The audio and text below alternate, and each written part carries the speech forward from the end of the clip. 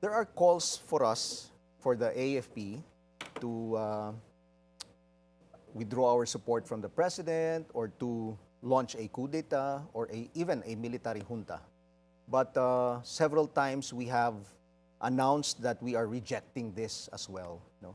Because we believe that we still have to keep our actions within constitutional means. We are not for unconstitutional means of, let's say, regime change.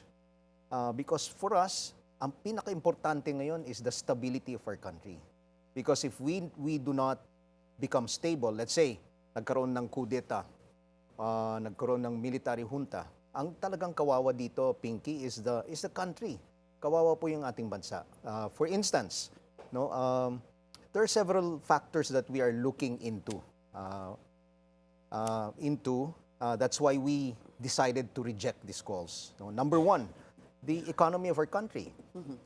If we allow extra constitutional means of, let's say, changing the government, ang kawawa po yung ating ekonomiya. Babagsak yung ating ekonomiya. Right now, even if we don't have this extra constitutional means, nakikita na natin, bumabagsak na. Our Philippine Stock Exchange, the peso is weakening already. It's 59 pesos to the dollar.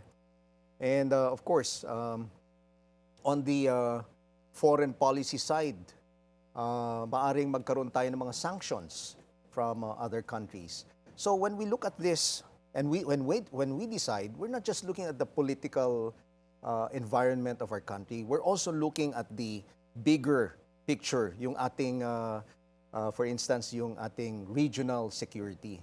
Kasi kung talagang gagawin po natin yung sinasabi nila, yung gusto nilang mangyari, na shortcut, no?